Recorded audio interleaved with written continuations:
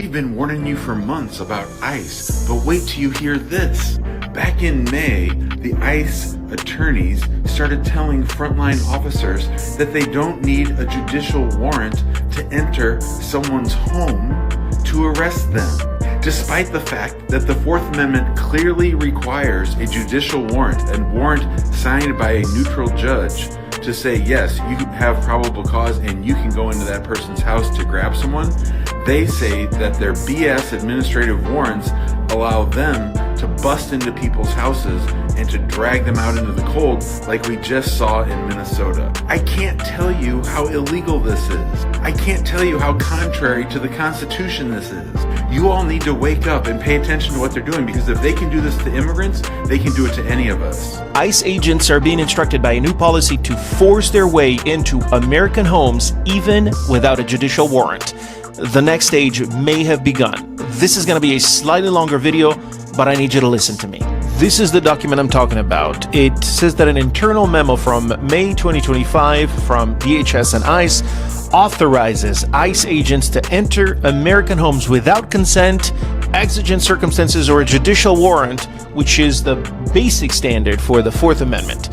The memo authorizes agents to use whatever force is necessary to enter a home with just an administrative warrant. The memo contains only two limits to these sweeping new powers, and those are the entering of third-party homes, which cannot be accessed using force, and the need for an I-205, which is an administrative warrant that contains a final order of removal. What does that mean? That if the content of the memo is confirmed, the government would be now openly violating the Fourth Amendment rights by allowing federal agents to force their way into a home based on an order issued by the same agency that employs those federal agents. And I'm preparing a Substack deep dive that explains more in detail the content of the memo, the constitutional implications, and how this policy ignores almost 100 years of Supreme Court decisions.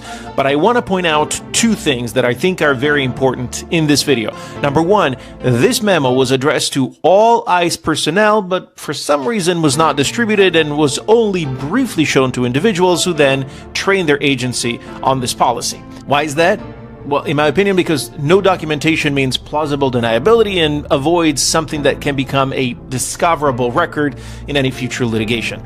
The federal government knew that this memo was a constitutional liability, in my opinion, but wanted to apply it first and minimize the fallout later. Number two, this policy is being deployed in the Fifth Circuit only, and this to me is very, very important because this is the court system that includes Texas, Louisiana, and Mississippi, and it's a federal court system that is notoriously tolerant of heavy-handed law enforcement tactics. I suspect the plan here is for the government to try to get a couple of favorable decisions as people take the federal government to court after their front door gets broken down. An internal Immigration and Customs Enforcement memo obtained by the Associated Press shows ICE officials told officers and agents they can forcibly enter homes of people subject to deportation without warrants signed by judges. Now, the memo from Acting ICE Director Todd Lyons, shared by whistleblowers with Democratic Senator Richard Blumenthal, is dated May 12th. It authorizes agents to forcibly enter homes using only an administrative warrant instead of a warrant from a judge when a person has a final order of removal. This reflects, of course, a major departure from the long-standing practice of requiring judge-signed warrants to enter homes. It also is a clear Fourth Amendment violation. What do you make of this memo, and is it a violation of the law?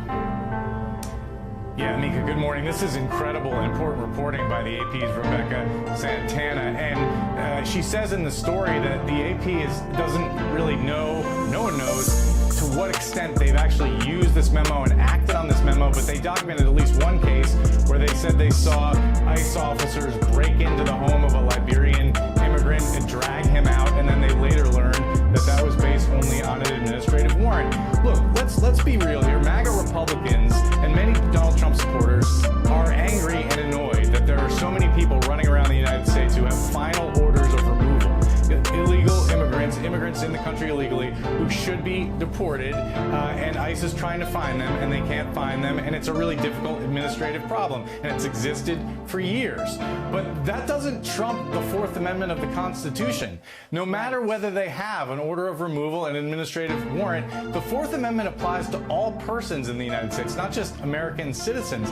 And there's a long litany of Supreme Court decisions and other case law that suggests that the Fourth Amendment applies in all of these contexts. There's no such thing as an administrative warrant that allows law enforcement officers to break into a home without approval of a judge, because people are supposed to be secure in their persons and papers. That's a fundamental precept of the Constitution. And the other really telling thing about the story, you alluded to this, is that she reports that the memo is not in wide circulation. In fact, the security around it is really telling. They're not letting people keep copies of it. They're letting people read it and then they're taking it back. And somehow these whistleblowers managed to obtain a copy and slip it to a senator.